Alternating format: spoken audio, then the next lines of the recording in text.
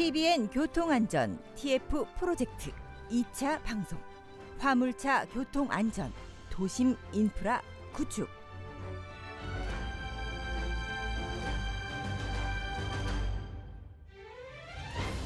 안녕하십니까. 진행을 맡은 권계현입니다. TVN 경인 교통방송에서는 인천시청, 인천경찰청, 인천항만공사, 한국도로교통공단 인천지부, 한국교통안전공단, 인천대학교 도시공학과, 인천시화물 자동차 운송사업협회, 기호일보, 경인일보 등 교통 관련 유관기관과 함께 인천지역 실정에 맞는 교통안전 문제 집중 개선을 위해서 TVN 교통안전 TF 프로젝트 2차 방송 화물차 교통안전 도심 인프라 구축이라는 주제로 방송을 진행하려고 합니다.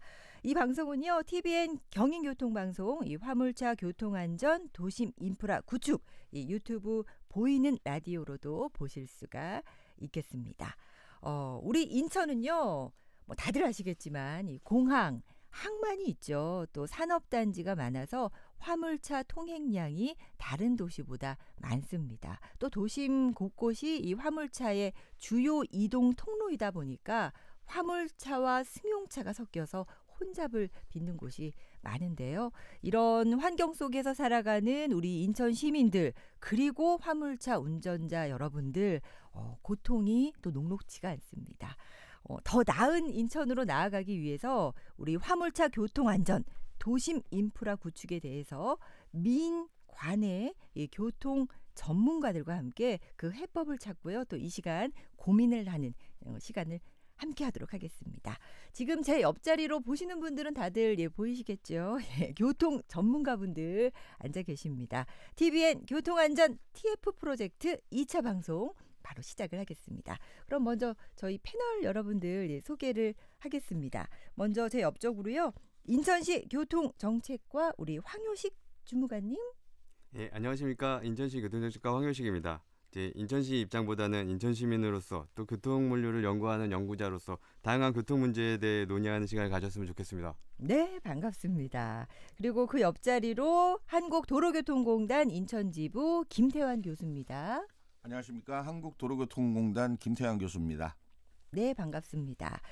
인천항만공사 개발계획처 우리 김성진 처장님 나와주셨습니다. 안녕하세요. 반갑습니다. 인천항만공사 개발계획처장 김성진입니다. 반갑습니다. 네, 제 오른편으로 지금 소개를 드렸고요. 제 옆표로 또 좌측으로 고개를 돌리면 우리 인천대학교 도시공학과 윤병조 교수님 함께해 주셨습니다. 네, 안녕하세요. 인천대학교 윤병조입니다. 네, 옆으로는 우리 교통환경 전문가십니다. 최병호 박사님. 네, 안녕하세요. 교통환경 부분에 일을 하고 있는 최병호입니다. 교통 시스템에서 가장 중요한 인프라 요인이 사람에 대해서 조금 연구를 많이 했고요. 오늘 그런 또 발언 기회가 있기를 기대합니다.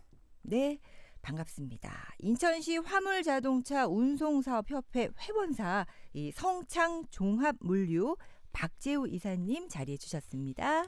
안녕하십니까. 성창종합물류 박재우입니다. 네, 반갑습니다. 그럼 지금부터요, 우리 교통 전문가분들과 함께 화물차 교통 안전, 도심 인프라 구축이라는 주제로 다양한 또 논의를 해보도록 하겠습니다. 우리 인천시는요, 국제공항, 항만을 보유하고 있잖아요. 수도권 제1의 물류도시로 타 도시에 비해서 상대적으로 이 화물자동차의 통행량이 상당히 많습니다. 뭐 교통 혼잡하고요. 교통사고도 좀 많고 환경오염까지 여러 가지 부작용이 나오고 있는데요. 저희가 지난 1차 방송에서 이야기를 나눈 바도 있습니다. 그렇다면 우리 인천대학교 도시공학과 우리 윤병조 교수님, 우리 인천이라는 이 지역 특수성이 분명히 좀 있잖아요. 네, 그렇습니다. 특히 인천항은 수도권 관문항으로 우리나라 최대의 원자재 그런 수입항으로서 인천, 성남, 구로, 부평, 시화 등 경인공업지대 및 수도권 지역의 각종 원자재를 공급하고 수도 서울을 포함한 수도권 일대에서 필요로 하는 소비 물자의 적기 공급 등 국가 경제 발전에 중추적 역할을 담당하고 있습니다. 네. 하지만 화물 자동차의 도심지 통과로 인한 교통 혼잡, 소음, 분진 등 환경 문제가 발생함에 따라 급증하는 물동량을 처리하고 그 또한 그 재정비가 필요한 시점이라고 볼 수 있습니다. 네. 네네. 모든 건 또 의미 있으면 양이 있고 네, 그렇습니다. 그렇습니다. 예. 네. 현재 인천항의 각 항별로 물동량 처리 그리고 또 실제 출입하고 있는 부두별 이 화물차 진출입 규모가 또 어떤지도 궁금한데요. 우리 인천항만공사 개발계획처에 계시죠. 우리 김성진 처장님 좀 조사를 해오셨죠? 예. 우선 그 인천항의 그 관리 주체로서 이렇게 당면 과제를 논의하는 의미 있는 자리에 참석하게 돼서 영광으로 생각합니다. 그 1차 때 설명이 좀 잘 됐던 것 같습니다. 그 인천항은 크게 보면 북항, 내항, 연안항, 남항, 신항 지역으로 이제 구분하고 있는데 각 특성별로 이렇게 화물을 처리하고 있고요. 저희 인천항은 그 부두 길이가 한 26.7km에 달하고 125척의 선박이 동시에 접안할 수 있는 능력을 갖추고 있는 항만입니다. 네. 그래서 그 연간 23년 기준으로 전체 한 1억 4천만 톤을 처리하는데 그 중에서 컨테이너는 이제 346만 TU를 처리를 하고 있고 지금은 이제 인천 신항이 개장되면서 내항이나 기존 항에는 물동량이 줄어드는 추세에 있고 네. 신항으로 지금 많이 전이 처리되다 보니까 신항이 이제 물동량이 급증하는 어떤 그런 추세에 있습니다. 사회자께서 그 화물차 통행량을 여쭤보셨는데요. 저희들 시스템 관리상 일일 한 18,000대 정도가 부두를 이제 출입하는 것으로 지금 통계가 나와 있습니다. 네. 연간으로 보면 약 한 650만 대 정도가 이제 항만을 출입한다고 보시면 될 것 같습니다. 그 중에서 이제 내항, 남항, 연안항 그러니까 기존 항 주변에는 일일 한 10,000대, 네. 신항에 5,000대, 북항에 25,000대 정도로 이렇게 신항에 5,000대, 북항에 2,500대 정도가 지금 출입하고 있다는 말씀을 드리겠습니다. 네. 결국 도로와 화물 자동차가 이제 수송에 있어서 절대적인 영향을 미치고 있다는 얘긴데요. 이 화물 자동차의 그럼 운행 여건 또 개선이 돼야 될 점, 도로 체계도 좀 바뀌어야 되겠다. 여러 가지 시급한 문제가 있을 겁니다. 옆에서 고개를 끄덕끄덕 해주시는 거 보니까 해주실 말씀이 있으신 것 같아요. 우리 최병호 박사님 어떻게 생각하세요? 네, 저도 놀랍네요. 그 항만공사에서 지금 얘기하신 일평균 18,000대는 어마어마한 무시한 네. 양이거든요. 이분들이 단거리도 있겠지만 장거리 운송을 많이 하는 분들이에요. 그래서 이제 결국에는 운행 여건과 관련해서 우리가 봐야 할 거는 운수 종사자의 운행 시간과 휴식 시간을 보장해 줘야 하는 문제가 있어요. 이게 결국에는 피로도와 연결되는 부분이거든요. 네. 그래서 운행 여건 개선에 가장 좀 우리가 눈여겨봐야 할 부분들이 도로의 운행 시간에 그런 어떤 고무줄 같은 그런 부분도 피로도에 영향을 미치지만 더 나아가서 환적 시간도 변수고요. 네. 또 뭐 차량 이동 시간, 뭐 이런 어떤 대기 시간, 곳곳에 이런 운송 관련되는 프로세스 요인들이 많습니다. 그런 요인별 리타임, 소위 말해서 소요 시간에 이런 변동성을 최소화하는 노력을 하지 않으면 운행 여건은 개선하기가 좀 어렵지 않겠나라는 생각이고요. 도로 체계는 물론 도로를 놓으면 좋습니다. 그런데 하드웨어는 사실은 어떻게 이용하냐 문제잖아요. 그래서 1차 때 한번 논의가 됐습니다만 화물차 전용차로 유럽연합에서 보편화되어 있는 방식인데 화물차 전용차로제를 시범적으로 한 번은 만약에 전용 도로를 만들 때 한번 이렇게 실증해 보는 것도 하나 방법이 되지 않겠냐. 왜냐하면 하드웨어와 소프트웨어는 같이 가야 되기 때문입니다. 네. 지금 두 가지 방향으로 알려주셨어요. 화물 자동차의 운행 여건 개선, 휴게 시설이 더 필요하고 그리고 또 마찬가지로 도로 체계 개선도 필요하다고 말씀을 해주셨는데 우리 인천항만공사에서도 해주실 말씀이 있을 것 같아요. 인프라 구축 위해서 또 여러모로 애를 많이 써주셨죠? 그동안도. 예, 그렇습니다. 사실 이제 저희들도 화물 차량 통행 흐름 개선을 위해서 뭐 다양한 활동들을 하고 있는데요. 저희 이제 인천항만공사와 그 항만 당국은 재정 지원을 통해 가지고 항만 배후도로 개설을 2007년부터 계속 해 왔었습니다. 네. 그래서 지금까지 2007년 이후로 한 1,930여 원이 지금 투입이 되어서 항만 배후도로를 이제 개설 중이나 이제 운영 중에 있는데요. 네. 일례로 지금 남항 지역은 그 광로 3-6호선 도로 같은 경우는 이제 준설도 투기장을 따라서 가는 거고요. 다들 아시다시피 그 옹암 지하차도 개설에도 재정 지원이 들어가 있습니다. 그래서 네. 들어가 있고 북항에도 좀 했었는데 거기 이제 동국제강 그 도로 확장 공사에 이제 재정 지원이 있었고요. 북한 그 고가차도 건설에도 항만 배후도로 지원 지침에 따라서 지원을 했습니다. 또 남항은 그 아물리 2단지 쪽에 보면 송도하고 중구하고 연결하는 교량이 지금 3군데나 지금 개설이 돼 있습니다.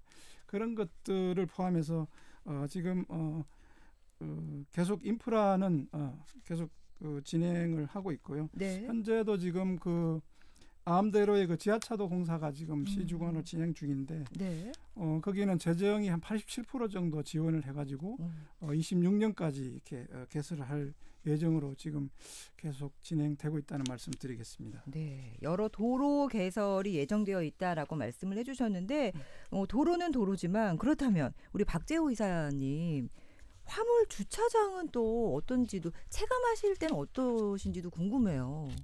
네, 그 올해 10월 기준으로 인천시에 등록된 이제 화물차, 특수자동차가 한 4만 대 정도 되는 걸로 알고 있거든요. 네. 근데 그에 비해서 이제 저희가 현업에서 느끼기에는 주차장이 굉장히 부족한 실정입니다. 그래서 뭐 사실 시민분들도 많이 보셨겠지만 뭐 여기저기 굉장히 불법 주정차된 차량들이 많은데 그 사실 차들이 뭐 주차장이 있는데도 불법 주차를 하는 게 아니라 부족하기 때문에 어쩔 수 없이 불법 주차를 하게 되고 그러다 보니까는 뭐 단속이라든지 네. 아니면 사고 위험성이 굉장히 노출돼 있고요.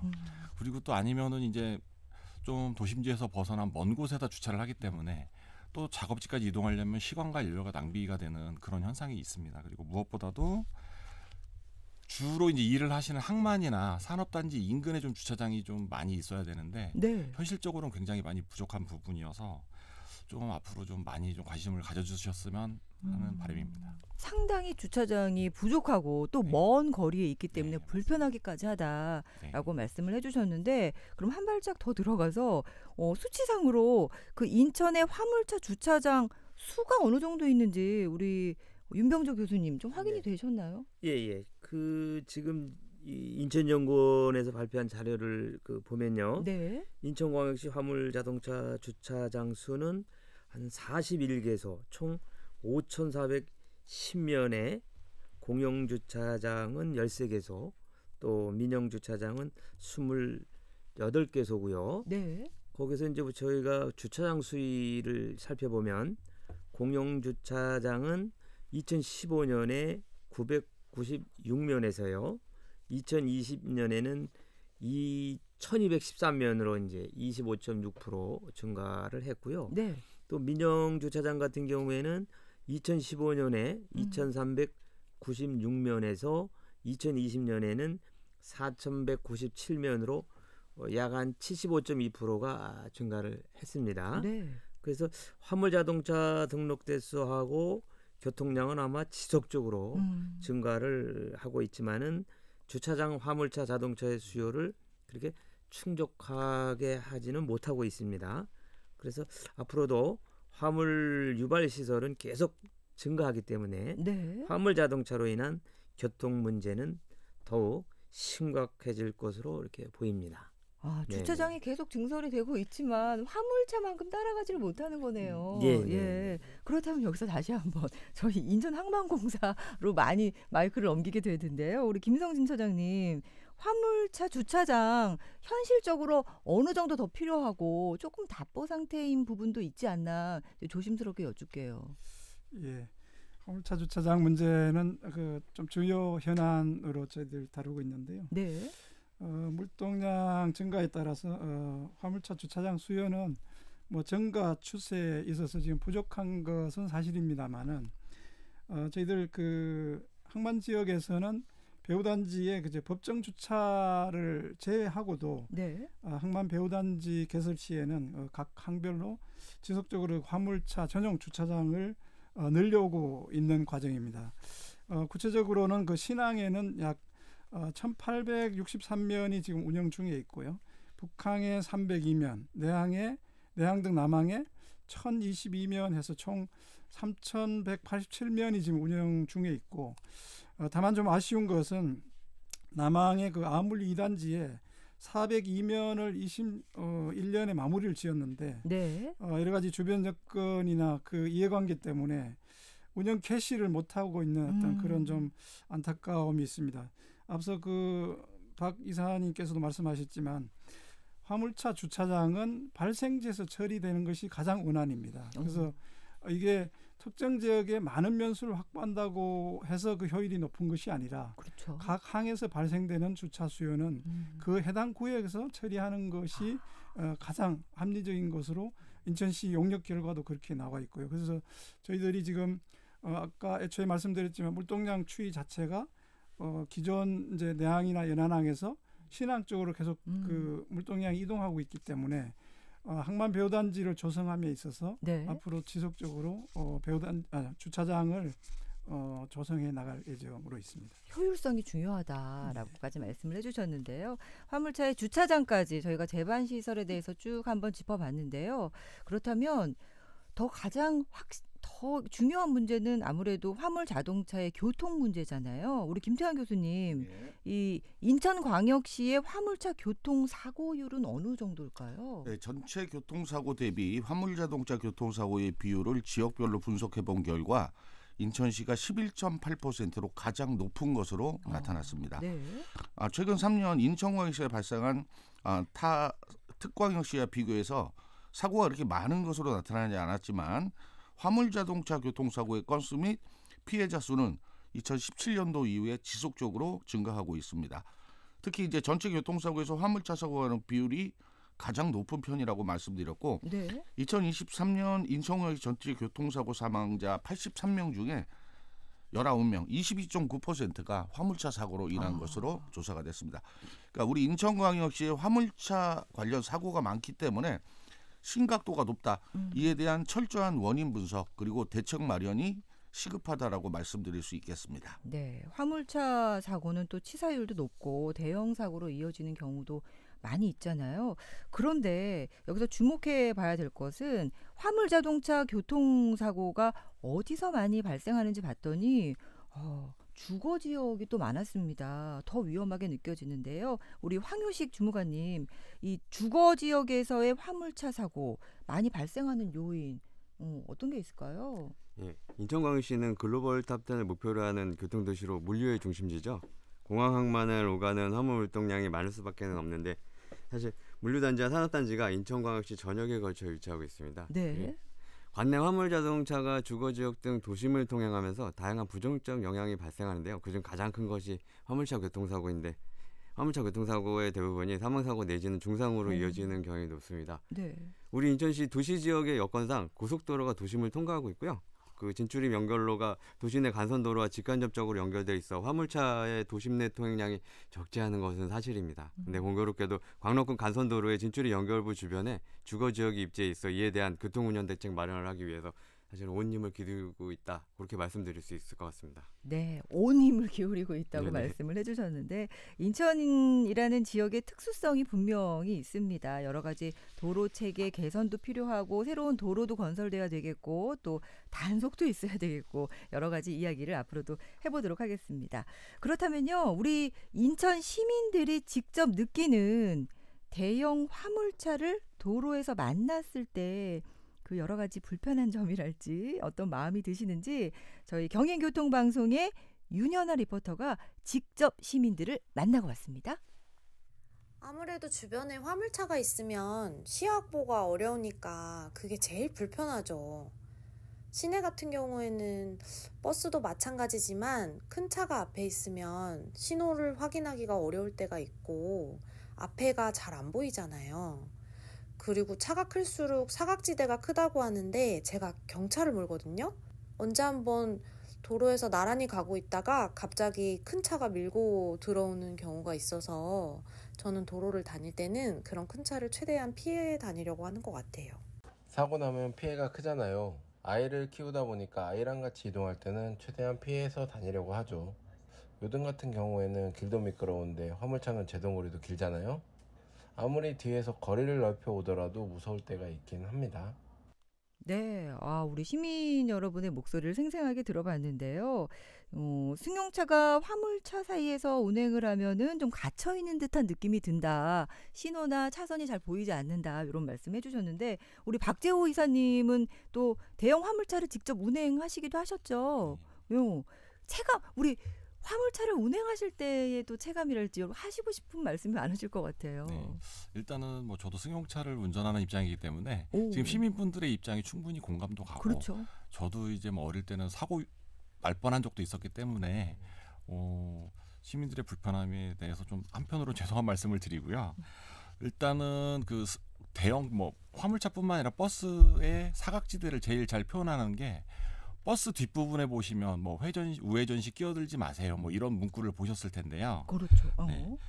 특히나 이제 그 저희가 대형차들이 회전을 하다 보면 차량 특성상 이렇게 사이드 미러에 일정 회전 반경이 지나가면 뒤쪽이 안 보입니다. 특히나 이제 조수석 쪽은 운전석하고 거리가 멀다 보니까는 그 사각지대가 더욱 커지거든요. 네. 그래서 지금 화물차분들은 요즘 들어서 이제 아예 후측방 카메라를 설치를 하셔가지고 사각지대를 해소하려고 최대한 노력은 하고 있는데 사실 이게 이제 화물차분들이나 뭐 버스 기사분들만의 노력으로는 안 되는 부분이 좀 사실이 있습니다. 그래서 제가 좀 당부드리고 싶은 게 특히나 큰 차 앞에는 갑자기 이제 무리하게 끼어드는 건 좀 조심해 주셔야 되고 그 교차로에서 회전하실 때 승용차처럼 바로 옆에 붙어서 회전하시면 이게 굉장히 위험성이 큽니다. 특히 트레일러 같은 경우는 트랙터가 앞부분 뒷부분이 각자 이렇게 움직여서 꺾이기 때문에 아예 안 보여서 아까 그 인터뷰에서 경차분이 갑자기 이렇게 들이닥친다고 했는데 사실 이게 안 보이거든요. 잘. 그래서 조금 승용차분들도 그런 거를 미리 좀 인지를 하셔가지고 좀 약간 방어운전 좀 해주셨으면 하는 생각입니다. 네, 중요한 말씀 해주셨어요. 화물차하고 나란히 회전하시면 위험하다는 거 염두에 두셔야 되고 분명히 사각지대가 많다는 거. 화물차는 차체가 크기 때문에. 네, 맞습니다. 그렇다면 우리 김태환 교수님 대형 화물차의 사각지대 지금 말씀을 해주셨는데 승용차보다 뭐 2배 정도 크다고요. 대형 차량의 경우에는 이 사각지대가 일반 승용차에 비해서 2배에서 뭐 4배 이상 훨씬 더 넓어진다라는 점에 유념을 하셔야 될 것 같아요. 공단이 그 차량 종류별 전방 및 좌우측 사각지대를 측정해 본 결과 대형 화물차의 우측 사각지대는 약 8.3m, 일반 승용차는 한 4.2m 정도로 승용차의 약 2배, 그다음에 스포츠 유틸리티의 약 1.7배, 소형 화물차의 약 2.1배 정도 긴 것으로 나타났습니다. 특히 운전대가 좌측에 있는 국내 자동차의 특성상 모든 차종에서 전방 및 우측 하단이 사각지대가 굉장히 큰 것으로 나타났고요. 아까 말씀하신 대로 우회전을 하는 경우에는 내륜차의 특성 때문에 앞바퀴보다 뒷바퀴가 훨씬 더 안쪽으로 도는 특성을 가지고 있습니다. 그래서 보행자분들도 우리 도로를 횡단하기 위해서 도로 가장자리에 서 있을 때는 충분히 좀 안전하게 뒤쪽으로 좀 물러서 주시면 좋을 것 같고요. 최근 우리 우회전 방법에 대해서 많이들 알고 계시는데 일단 일시 정지를 했다가 출발하는 과정에서 우측 사각지대에 있는 키가 작은 아이들은 전혀 보이지 않게 된다라는 겁니다. 그래서 일단 도로교통법에서는 우회전을 할 수 있다라고 되어 있지만 자신이 없다라면 멈춰 서 있는 것도 괜찮을 것 같고요. 우회전 전용 신호에 설치한 곳에서는 반드시 신호 지켜주시고 보조 카메라를 좀 설치하신다라면 그만큼 더 안전을 확보한 상태에서 우회전이 가능할 거라고 판단합니다. 네. 화물차는 우회전 사고가 많고 교차로에서 많이 발생한다는 거, 그리고 조수석 있는 쪽에 사각지대가 많이 발생한다는 거. 카메라랄지 이렇게 좀 달면은 좋은데 그것도 비용이 만만치가 않습니다. 여러 가지 또 애로점이 있으실 것 같은데요. 화물차 운전자들 역시 도로 위에서 또 여러 가지 느끼시는 어려움이 많으실 텐데요. 그렇다면 아까 저희가 시민의 목소리를 들었잖아요. 저희는 공평합니다. 이번에는 우리 윤현아 리포터가 화물차 운전자님들을 만나고 왔습니다. 목소리 들어보죠. 안전거리 확보가 지금 뭐 이렇게 보면은 4만 원, 6만 원 이렇게 나오는데요. 화물차는 안전거리가 기준이 없잖아요. 우리나라의 화물차 안전거리는 기준이 없어요. 승용차는 100m, 100m 나오는데 화물차는 그런 게 없으니까 문제죠. 그리고 화물차는 내가 쓸 만큼 떼놓으면은 그 쬐깐한 차들이 와가지고 다 들어오니까 속도가 더 늦어질 수밖에 없고. 사각지대. 아, 그거는 위에서 우측 껴들어오는 거는 잘못됐다고. 저게 안 보이고 만약에 밤에 우회전 하려고 그러잖아요. 그럼 라이트 빛이 이쪽으로 비치고 있으니까 차는 이렇게 구부러져도 정면을 치지 이쪽은 아예 안 보인다고요. 근데도 그 횡단보도에 있는 사람들은 요새 그 나와 있잖아요. 그 건너려고 바로. 그 여러 가지 애로사항은 많아요. 안전거리는 그거는 연구원들도 몰라요. 내가 먼저 교육과 들어가가지고 화물차 안전거리가 몇 미터냐 그러니까 대답을 못해요. 지명이 얼마큼 실려있나를 따로 모르잖아요. 안전거리라는 거는 안전거리 확보라는 거는 화물차한테 무의미하다는 얘기죠. 우리 화물차 기사님들 본물 터졌어요. 그동안 안전거리 내가 지키려고 해봤자 차들이 바로바로 끼어든다. 맞습니다. 안전거리 몇 미터인지도 모르겠다라고 지금 답답한 마음을 호소해 주셨는데요. 여러 가지 또 어려움이 있습니다. 그런데 이 화물차 사고하면은 신광초등학교를 떠올리시는 분들이 많아요. 이 특성이 이 신광초등학교 앞이 제1, 제2 경인고속도로를 진출입하는 이 화물차들이 주요 통행로이기 때문인데요. 그래서 그런지 일설에 말씀하시는 거 보면은 교통 유도 경비 제도 이런 게 필요하지 않을까라고 말씀을 많이 해주시거든요. 일본에서는 있다고 합니다. 이런 제도 어떻게 보세요, 우리 최병호 박사님? 네, 일본 사례처럼 우리나라도 있습니다. 그 네. 존재가 그 아시다시피 고속국도에서 도로점령 공사장에서 매년 한 10명 정도의 작업자가 사망을 해요. 근데 전국 단위로 보면은 뭐 기타 도로도 많은데 네. 한 30명 이상이 고정적으로 작업하다가 돌아가십니다. 그래서 도로점령 공사장의 위험성에 대해서 경각심을 갖고 한국교통안전공단과 도로공사가 2020년에 제도를 만들었어요. 그래서 도로안전 통제원 제도를 만들었고 네. 한 30시간 교육 받아야 돼요. 그래서 이 프로그램을 통해서 도로안전 통제원들이 도로점령 공사장에서 교통 통제뿐만이 아니라 그 진입부와 진출부에 대한 이런 좀 시각적 유도 체계 이런 부분들도 정밀하게 그 사람들이 관리를 해야 되거든요. 네. 그래서 그런 제도가 지금 운영이 되고 있고 지자체도 또 도로안전 통제원을 정식으로 채용하는 그런 추세입니다. 우리나라는 또 자격이 없으신 분들이 수신호 하시는 맞습니다. 경우가 많이 네. 있는데 그 그게 교육이 또 안 받은 사람 많습니다. 오히려 되려 또 위험 맞습니다. 상황에 처할 네. 수 있기 때문에 네. 교육이 필요하고 또 지식 능력을 갖추신 분들이 네. 필요하다라는 말씀을 해주셨는데 우리 김태환 교수님 아까 조금 전에 저희가 사각지대에 대해서 네. 잠깐 말씀을 드리면서 이렇게 뭐 설치 뭐 카메라랄지 이렇게 좀 설치하면 좋다라고 말씀을 해주셨는데 우회전 신호등도 또 생기면 좋을 것 같기도 하고 더 많이 보조 지원 같은 건 없을까요? 지금 이제 우회전 전용 신호기가 설치되어 있는 곳들이 점점 이제 확대가 되고 있습니다. 근데 일단 우회전 전용 신호기를 이제 설치하는 방식이라든가 관리 기준이 정해져 있는데요. 보행자와 우회전 차량 간에 상충이 많은 빈번한 지역, 그다음에 동일 장소에서 1년 동안 3건 이상의 사고가 발생한 지역, 그리고 대각선 횡단보도가 운영되거나 좌측에서 접근하는 차량에 대한 확인이 어려운 장소에 주로 설치를 하고 있습니다. 그래서 일단은 이런 그 보조 신호기가 설치되어 있는 것도 중요하지만 설치가 되지 않은 곳에서도 반드시 일시 정지 그리고 주변에 위험이 있는지 없는지를 운전자가 확인한다라면 사고를 예방할 수 있고요. 특히 이제 대부분의 보행자들은 내가 차를 보면 차량의 운전자가 나를 보고 있다라고 착각을 하는 경우들이 발생합니다. 그래서 운전자가 항상 길을 건널 때 우리 지난번에 진행했던 뭐 손짓 캠페인이라든가 운전자와 좀 눈을 마주치는 이런 형태로 조금 더 안전을 확보하면서 서로가 서로를 좀 이해하고 배려하는 이런 문화가 필요할 것으로 판단됩니다. 그렇습니다. 그러니까 화물차가 나를 보고 있다고 생각하면 안 된다. 사각지대에 있다라고 보행자들도 분명히 또 생각을 해주셔야 되겠습니다. 저희가 나눌 이야기가 참 많은데요. 앞으로 단속 이야기도 있고 또 화물차 통행 제한 구역이 또 늘어나면서 우리 또 운전자들이 느끼는 어려움도 클 것 같은데요. 그렇다면 여기서 저희가 잠시 쉬어가고요. 또 2부에서 이야기 이어가도록 하겠습니다. 30분 교통정보 듣고 오죠.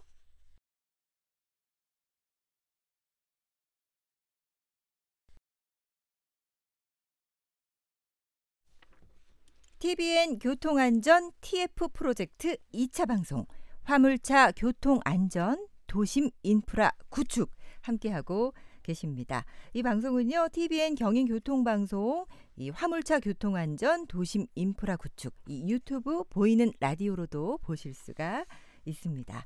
제가 쭉 계속 이야기를 이어가고 있는데요. 그렇다면 가장 또 중요한 것이 아닐까 싶어요. 교통 안전을 위해서는 또 단속도 불가피하잖아요. 우리 최병호 박사님 단속 항목을 좀 짚어보고 싶어요.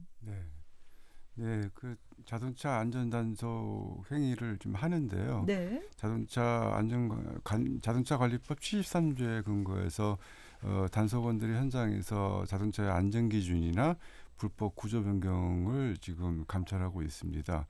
작년에 통계를 보니까 한 28,000건의 그 적발이 됐었고요. 네. 그래서 지금 주요 내용을 보면은 그 자동차 안전 기준이 가장 많죠. 그 위법 사항이 그 불법 구조 변경, 그 다음에 자동차의 등록 번호판 있잖아요. 그 위 변조 이런 순이었었어요. 근데 이제 전국 단위 그런데 이제 인천시는 어떤지 보면은 인천시 관할 구역이 좀 넓은데 네. 거기에 자동차 안전 단속은 2명이 지금 투입돼 있습니다. 이 사람들이 작년에 보니까 한 2,000건 정도 단속을 했고 한 3,000건 정도 행정 집행을 했는데요. 내용을 보면은 화물차의 경우에 이런 좀 적재함, 네. 적재함이나 이런 것들이 좀 불법 구조 변경한 사례가 좀 많이 발견됐고 네. 등하 장치 이런 것들도 상당히 많이 발견됐습니다. 이륜차의 경우에도 등하 장치 위법 사항이 많았고 소음기도 변경하기도 하고. 그렇게 해서 지금 매년 그런 이렇게 단속 활동을 하는데 꾸준히 발견되고 있고 더 이제 문제가 되는 건 뭐냐면 적재 불량이죠. 그래서 이런 이용 화물에 대한 어떤 후보 반사판, 후보 안전 반사판 이런 것들이 제대로 부착되지 않고 가다 보니까 후미에서 잘 보이지 않아서 추돌하는 이런 사고도 계속 늘어나서 그래서 불량 적재에 대해서 화주나 운송사나 운수 종사자가 적재 안전에 대한 기초 교육이 계속 강화될 필요가 있을 것 같습니다. 정비 불량이나 또 불법 적재로 인한 사고가 많이 있다. 안전 불감증이라고 해야 되겠죠. 네, 많이 흘리고 다녀요, 실제로. 아유, 그렇다면 또 중요한 건 이렇게 단속을 해주시는데 단속이나 규제도 중요하지만 또 우리 김성진 차장님 이 여러 가지 인천항만공사에서는 또 도로 확장 등이나 여러 가지 그 증설 없이 적은 예산으로도 효율적으로 좀 개선하는 면이 있다고 들었어요. 예, 그렇습니다. 저희 회사에서는 그 신항 지역의 그 성광 컨테이너 터미널과 한진 컨테이너 터미널 인근의 그 혼잡도 개선과 안전 문제 해소를 위해서 작년 11월부터 그 민관공 워킹 그룹을 운영해 가지고 네. 여러 가지 이제 안전 사항들 도출해서 대표적으로는 그 노면 색깔 유도선을 설치하고 신호등 연동제와 유턴구역 신설 등을 설치해서 화물이 집중되는 피크 시간대가 있습니다. 오전 11시에서 오후 3시까지인데 그때 그 교통 흐름을 좀 완화를 시켰고요. 또 한 가지는 그 옆에 이제 민간 사업자가 시행하는 공사 구간에 차로를 추가적으로 조기에 개통시킴으로써 교통 흐름을 개선하는 어떤 그런 자체적인 노력을 계속 기울이고 있습니다. 지나다니시다 보면 아마 많이들 보셨을 것 같기도 해요. 노면 색깔 유도선이나 유턴 구역도 다시 이제 신설을 하셨고 효율적으로 개선을 해주셨다는 말씀을 해주셨는데요. 그렇다면 여기서 이번에는 좀 주제를 좀 바꿔서요. 신항대로에 대해서 좀 질문을 이어가 보도록 하겠습니다. 인천시에서는 이곳이 워낙 혼잡하다 보니까 송도 1109 그 인천 신항대로 상부 이 도심교통과 하부에 있어서 화물교통을 좀 분리하자 이런 이야기가 나오고 있거든요. 그러니까 지하차도 고가차도 이렇게 입체화하자는 이야기인데 이거 어떻게 돼가고 있는지 우선 우리 주무관님 황유식 주무관님이 좀 설명을 해주세요. 네. 인천 신항 진입도로 지하차도 건설의 목표는요. 지하차도와 고가차도를 입체화함으로써 도시의 주거 환경을 좀 개선을 하고요. 네. 항만 물류 수송 체계를 강화해 그 신항 등 첨단 산업 클러스터를 활성화하는 것입니다. 본 도로 사업은 지하차도와 고가차도 5.25km를 건설하는 것으로 인천경제자유구역 조항에서 시행하고 있고요. 네. 사업 기간은 설계 기간을 포함해서 2030년까지를 목표로 하고 있습니다. 그렇군요. 예, 본도로의 건설 사업은 송도 1109 신항대로 상부의 도심교통과 아까 말씀하신 하부의 화물교통을 분리해서 화물 차량의 지상 통행으로 인한 소음, 분진 등 환경적 영향하고 교통 안전 등 우리 시민과 물류 체계 문제를 최소화하기 위한 것인데요. 네. 예, 그간 이제 시민정책 토론회와 행안부 등 중앙부처 협의를 통해 계획한 결과로 우리 시민들하고 또 인천경제청 송도사업본부 그리고 또 여러 직원들의 노고로 본격적인 궤도에 진입하게 되었는데요. 우리 시민들을 포함한 이분들께 시민의 한 사람으로서 좀 박수를 좀 보내드리고 싶지 않나 뭐 이렇게 생각하고 있습니다. 네. 얼굴이 지금 되게 기뻐하시는 모습이 보이는데 그러니까 다시 한번 말씀드리면은 송도 1109를 관통하는 인천 신항대로와 호구포로를 잇는 인천 그 신항 그 진입도로를 입체화를 한다는 거잖아요. 네네, 맞습니다. 화물차가 다니는 지하차도 그리고 일반 차량이 다니는 고가차도 이렇게 분리해 주신다는 말씀인데 지난 7월에 또 예비 타당성 조사 통과를 하기도 했습니다. 네, 맞습니다. 그러면 직접 이제 운행하시는 우리 박재호 이사님께서는 이렇게 좀 분리가 된다면은 화물차 운전자들 입장에서는 반가워하실 것 같아요. 네, 굉장히 환영할 만한 소식이고요. 네. 사실 이렇게 그 도로가 분리되다 보면 뭐 화물차 입장에서는 교차로나 신호대기 시간도 많이 줄어들고 네. 특히 이제 본연의 업무인 배차 시간에 맞춰서 운행하는 것도 굉장히 이제 효율적으로 바뀌고 무엇보다도 이제 분리를 함으로써 보행자와 사고 위험을 크게 줄일 수 있어서 이제 저희가 보기에는 업무적인 효율뿐만 아니라 안전도 강화할 수 있는 효과적인 방법이라고 생각합니다. 또 운행을 하시지만 보행자를 먼저 생각해 주시는 마음도 있으시네요. 예. 그렇다면 이제 신항대로 살펴봤는데요. 그렇다면 그 인천 항만공사가 늘어난 교통량을 분산시키기 위해서 또 남항 일대에 교량을 설치하는 그런 도로를 만드는 사업을 추진하고 있다고 들었거든요. 이번에도 우리 김성진 처장님께서 말씀해 주세요. 예, 저희들 남항 지역에 이제 그 교통량을 좀 분산을 시키기 위해서 네. 남항 그 우회도로 노선을 계획을 하고 있습니다. 이 노선은 오랫동안 그 뭐 좀 지연된 어떤 그런 사항인데 당시에는 그 주변에 이제 컨테이너 터미널이 지금 운영 중에 있었는데 그 현재는 폐지되고 있어서 그런 여건을 고려해서 주거 지역 인근으로 가던 어떤 그런 노선을 부두를 관통하는 직선 노선으로 변경을 함으로써 네. 경제성 확보와 교통 흐름 개선에 노력하는 부분인데 지금 이 사업 시행을 위해서는 해양수산부에서 수립하고 있는 전국 무역항 항만 기본 계획에 이제 반영이 돼야 됩니다. 그래서 내년 연말 정도에 이제 고시될 예정으로 지금 사업이 진행 중에 있다는 말씀드리겠습니다. 그렇습니다. 인천 신항 진입대로 입체화에 이어서 지금 남항 일대에 교량 설치하고 도로 만드는 사업까지 저희가 청사진을 좀 살펴봤는데요. 그렇다면 조금 더 시야를 넓혀볼게요. 최근 2040년 인천 도시 기본 계획을 보면은 제4경인 순환도로 건설 사업을 재추진하겠다 이렇게 또 발표가 됐습니다.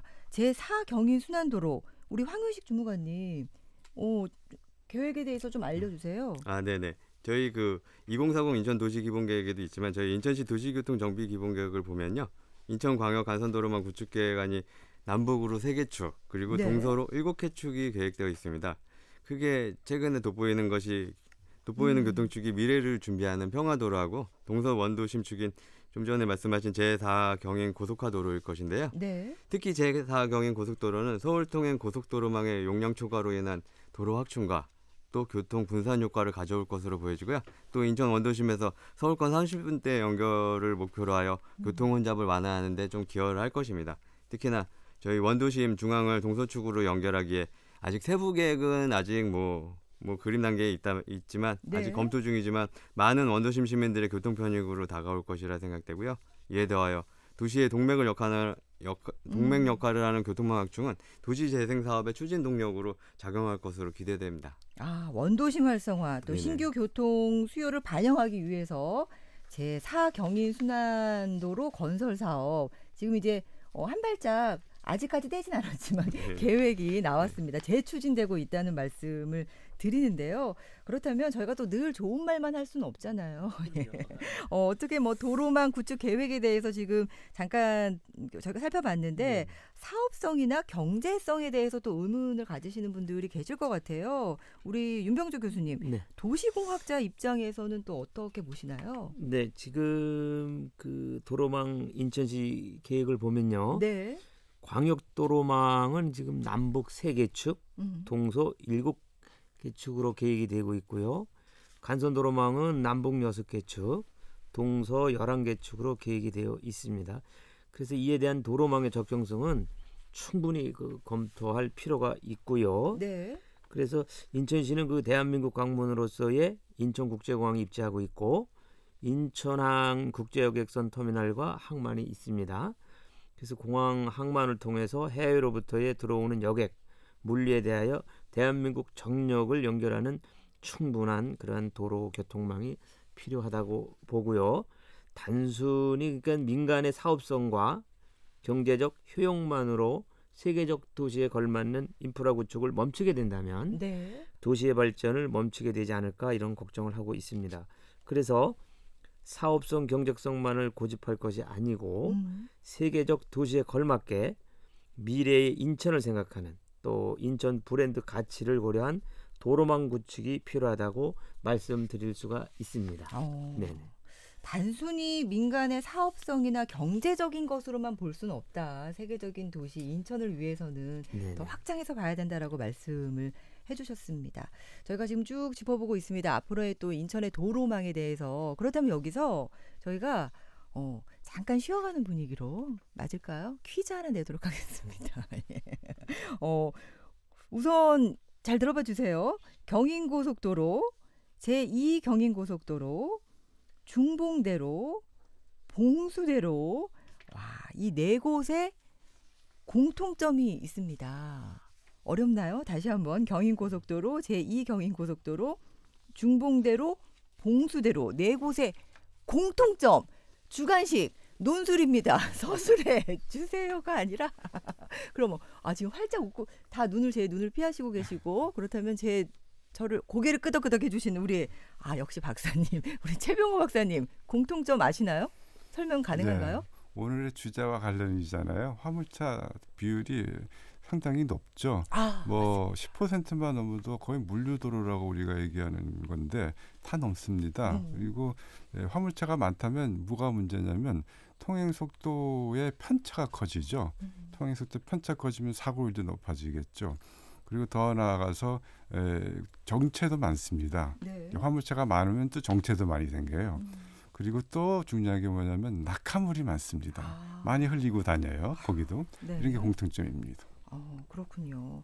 그렇다면은 앞으로 좀 개선해야 될 점이 또 뭐가 있을까요?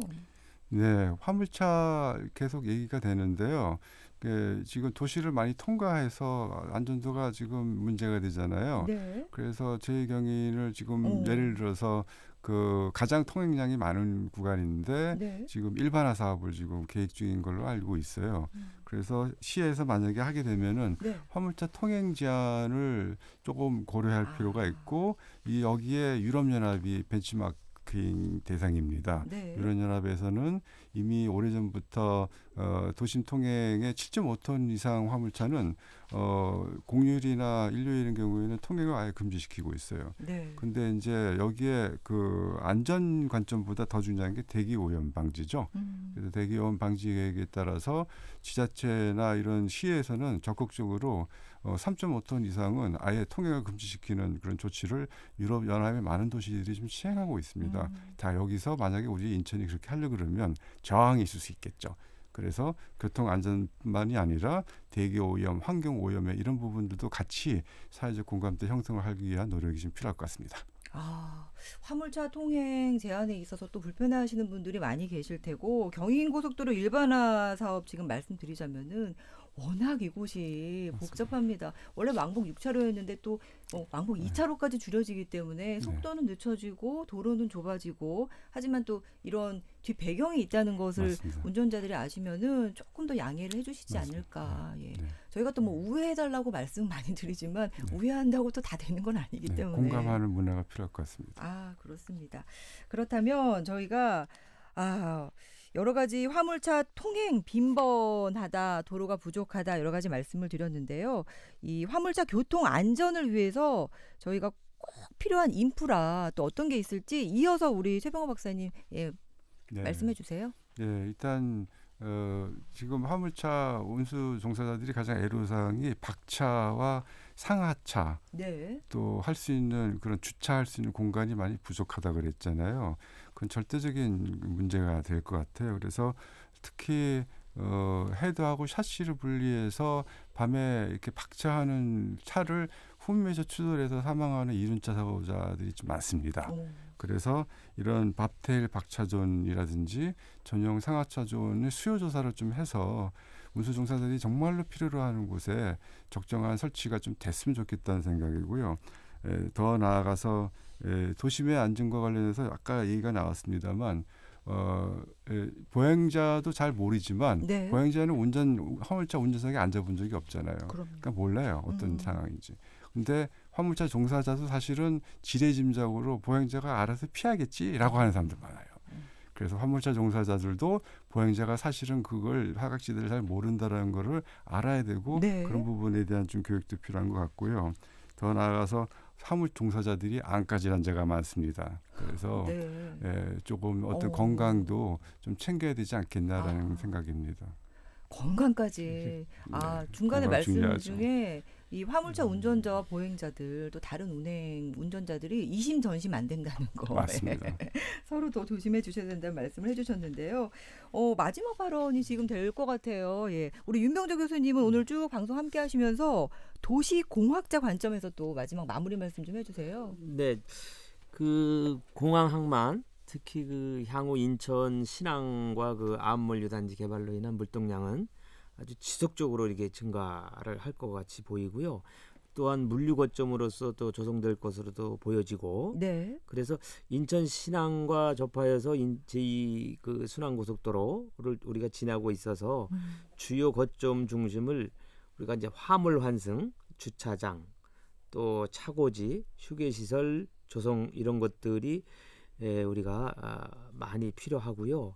특히 이제 우리가 아울렛과 병행한 물류센터 조성과 네. 상부 주변을 이제 공원 산책, 뭐 해양 관광의 중심지로 구성한다면 보다 아주 멋진 물류 도시, 세계 속에 인천으로의 그 자리 잡을 수 있는 이런 기회가 되지 않을까 이렇게 생각합니다. 우리 윤병조 교수님 말씀 들으면 네네. 정말 인천은 세계적인 도시가 분명히 될 겁니다. 예. 그런가 하면 우리 황의식 우리 주무관님도 또 인천시의 역할에 대해서 또 마지막으로 말씀해 주세요. 네. 이에 대해서 우리 도시교통 정비계획 등 우리시 교통계획을 수립하기 위해서는 보통 도로, 철도, 화물 등 한 17개 분야를 검토를 하고 있는데요. 오늘 주로 이야기 나눈 도로 인프라 구축도 중요하지만 무엇보다도 물류 중심 연계 수송지로서의 화물 교통 연계를 위해 그 화물 물류 시설의 종착지인 아까 말씀하신 주차장, 주박차 문제와 운전자분들 휴게시설 그리고 운송수단의 친환경화할 수 있도록 자발적인 친환경 화물차 전환, 화물 물류 체계 첨단화 등 다양한 부분에 대한 연구와 대책 마련 역시 우리 물류 분야에 계신 분들과 함께 노력하며 발전시켜야 할 중요한 부분이라 생각되고요. 저는 인천 시민으로서 또 교통 물류를 연구하는 연구자로서 교통 문제가 생기면 언제든지 달려가서 해결하고자 연구와 지원을 아끼지 않겠다는 말씀 드리겠습니다. 와, 다짐과 각오를 말씀해 주시는데 목소리에 힘이 들어갔습니다. 예. 그렇다면 이번에는 우리 김성진 처장님 인천 항만공사의 또 각오 한마디 들을까요? 예. 오늘 제가 발언 기회를 많이 주셨는데 하여튼 토론을 쭉 들으면서요. 하여튼 지금 좀 전에 윤 교수님이 말씀해 주셨던 사항 중에 사실 이제 화물차를 외곽으로 빼는 문제가 가장 시급합니다. 사실 그래서 저희 인천 구간을 지나는 게 수도권 제2외곽순환선이 유일하게 저희들 구간만 지금 착공을 못하고 있는 현실입니다. 그래서 이 부분을 좀 조기에 개설하는 것이 당면 과제입니다. 그래서 저희들이 계속 그 도로공사나 국토부에 요청하는 사항은 여러 가지 쟁점이 많은 그 구간을 제외하고 신항에서 5위도로 넘어가는 구간, 그걸 이제 1구간이라고 표현을 하는데요. 네. 그 구간을 우선 조기에 개설할 수 있도록 해서 신항에서 발생되는 물동량을 경기 남부권으로 바로 뺄 수 있는 어떤 그런 그 방안을 계속 그 요구를 하고 있습니다. 그래서 여기 계시는 분들 포함해서 인천 시민들이 힘을 좀 모아 나가야 될 것 같습니다. 이게 결국은 시내 교통량을 그만큼 줄이는 효과가 있으니까요. 네. 그래서 그렇게 좀 말씀을 드리고요. 또 한 가지는 그 외곽순환도로를 함에 있어서 지금 그 진출입 램프 구간을 해소를 해야 됩니다. 네. 지금 현행 계획대로 하면 남항 지역의 화물이 결국 그 인천항 사거리까지 또 올라와야 되는 문제가 있으니까 네.